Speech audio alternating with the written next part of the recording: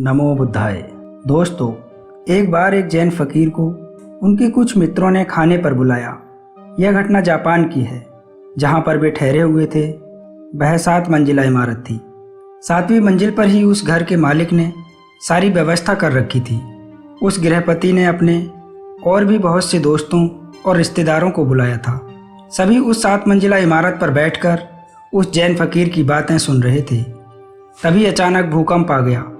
Japan में भूकंप आते भी बहुत हैं। जैसे ही भूकंप के झटके महसूस होने शुरू हुए, सभी वहां से उठकर इधर उधर भागने लगे। दरवाजे और सीढ़ियों पर बहुत भीड़ हो गई। करीब 100 के आसपास लोग थे और सभी इधर उधर भाग रहे थे। वह गृहपति भी भाग ही रहा था कि वह सीढ़ियों में फंस गया। तभी अचानक उसे याद आया कि कार्यक्रम के मुख्य अतिथि वह जैन फकीर तो कहीं दिख ही नहीं रहे। कहीं वे कमरे में ही तो फंसे नहीं रह गए। वह उन्हें देखने वापस कमरे में गया। उसने देखा तो वह देखकर दंग रह गया। वह जैन फकीर तो पलथी मारे आंखें बंद किए एकदम शांत चित्त से बैठे हुए थे। ऐसा लग रहा था जैसे शांति से भरी भगवान बुद्ध की प्रतिमा हो। चारों तरफ हाहाकार और हल्ला मचा हुआ था। सभी अपनी जान बचाकर अंधाधुंध भाग रहे थे। बिल्डिंग में भी भूकंप के झटके महसूस हो रहे थे, लेकिन यहाँ जैन फकीर तो बिना विचलित हुए ही ध्यान में मग्न थे। उस फकीर की चेहरे की शांति उस गृहपति को अपनी ओर चुंबक की तरह खींच रही थी। उसका रूप, उसकी शांति, उसके आनंद ने गृहपति को सम्मोहित कर लिया। खींचा चला आया जैसे कोई वस्तु चुंबक की ओर खींची चली आती है और आकर उनके पास बैठ गया। भूकंप आया और गया। कुछ देर बाद जैन फकीर ने अपनी आंखें खोली और भूकंप की वजह से जिस जगह पर उनकी बात रुक गई थी, उसी जगह से उन्होंने अपनी बात दोबारा शुरू की। गृहपति ने कहा, महाराज, अब मुझे कुछ भी याद नहीं कि हम क्या बात कर रहे थे और कहाँ पर हमारी बात रुक गई थी। सारे शहर में हाहाकार मचा हुआ है। सभी अपनी अपनी जान बचाकर भाग रहे हैं। इतना बड़ा भूकंप, इतना बड़ा झटका आया। अब तो इसके बाद मुझे यह भी याद नहीं कि हम किस बारे में बात कर रहे थे। इसलिए आप कृपया करके वह बातें दोबारा शुरू ना करें, और अब वह बातें मैं आपसे पूछना भी नहीं चाहता हूँ। अब तो मैं आपसे कुछ और ही पूछना चाहता हूँ। गृहपति बोला, महाराज, एक बात बताइए कि भूकंप आने पर हम सब भागे, पर आप क्यों नहीं भागे? जैन फकीर ने कहा, भागा तो मैं भी था, लेकिन तुम सब बाहर की तरफ भागे और मैं अपने भीतर की तरफ भागा। जिसे जहाँ सुरक्षित महसूस हुआ वह वहाँ भागा। लेकिन मैं कहता हूँ कि तुम्हारा बाहर की तरफ भागना व्यर्थ था। भूकंप यहाँ भी है, भूकंप 6ठी मंजिल पर भी, भूकंप 5वीं मंजिल पर भी है, भूकंप 4थी मंजिल पर भी है। भूकंप पूरे बिल्डिंग में है, लेकिन 4थी मंजिल वाले भी भाग रहे हैं, 3री मंजिल वाले भी भाग ही रहे हैं, 2री मंजिल वाले भी भाग रहे हैं।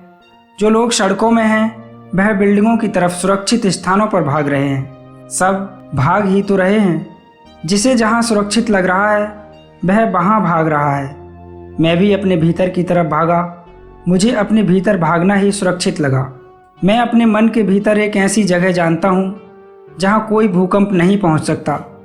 भूकंप तो छोड़ो, जहाँ कोई गम नहीं पहुँच सकता, क्योंकि उस अवस्था में पहुँचने के बाद डर नाम की कोई चीज़ नहीं बचती।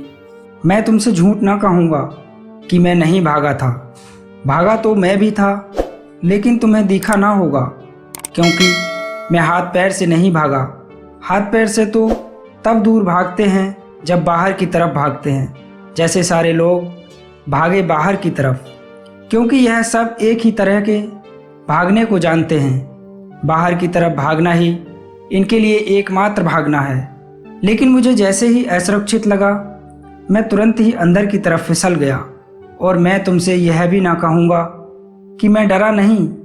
मैं बहुत डर गया कि कहीं अपने भीतर से पहले ही मैं मर न जाऊँ, कहीं मेरे भीतर पहुँचने से पहले ही यह बिल्डिंग ढह न जाए। मैं चिंतित था कि कहीं ध्यान में पहुँचने से पहले ही यह इमारत मुझ पर गिर न जाए। लेकिन जब मैं एक बार उस अवस्था में पहुँच गया, फिर मुझे कोई चिंता न रही। फिर किस बात की मौत? फिर तो केवल मेरा शरीर मरता, क्योंकि मेरा मन तो ध्यान में था। मैंने ध्यान में ही जिंदगी को जिया है और मैं ध्यान में ही मरना चाहता हूँ। इसलिए जैसे ही मैं एक बार उस अवस्था में पहुंच गया, मैं निश्चित हो गया, क्योंकि मैंने अपने लक्ष्य को पा लिया था।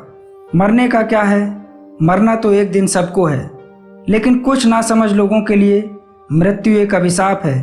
वह इसे गलत समझते हैं और इससे पीछा छुड़ाना चाहते हैं, जबकि सच्चाई यह है कि आपके जन्म से पहले जब आपने अपनी माँ की कोख में विकसित होना शुरू किया था, उसी क्षण से आपने मरना शुरू कर दिया था। हर एक दिन बीतने के साथ आप मृत्यु के और करीब पहुँचते चले जाते हैं। ध्यान से देखा जाए तो हर एक सांस को अंदर लेना एक जीवन है और उसे छोड़ना मृत्यु। जिस प्रकार सूर्य का उदय होना इस बात को पक्का कर देता है कि उसका अस्त भी होगा, उसी प्रकार हमारा जन्म भी इस बात का संकेत है कि एक दिन हम सभी मृत्यु को प्राप्त हो जाएंगे। मैं तुम्हें कोई सिद्धांत नहीं सिखा रहा हूँ, बल्कि शराब पिला रहा हूँ, अंगूर से निचोड़ी हुई नहीं बल्कि आत्मा से जुड़ी हुई। पियो, खूब पियो, नाचो, गाओ, हंसो और मुस्कुराओ, और जीवन में जितने भी क्षण मिलें अंदर की तरफ मुड़ जाओ। किसी भूकंप का इंतजार मत करना, क्योंकि भूकंप के समय वही अंदर जा पाते हैं जो रोज़ अंदर जाते रहते हैं, जिनका रोज़ आना जाना लगा रहता है। मैं अंदर जा पाया क्योंकि मैं रोज़ जाता हूँ और अंदर का यह रास्ता मेरे लिए परिचित था।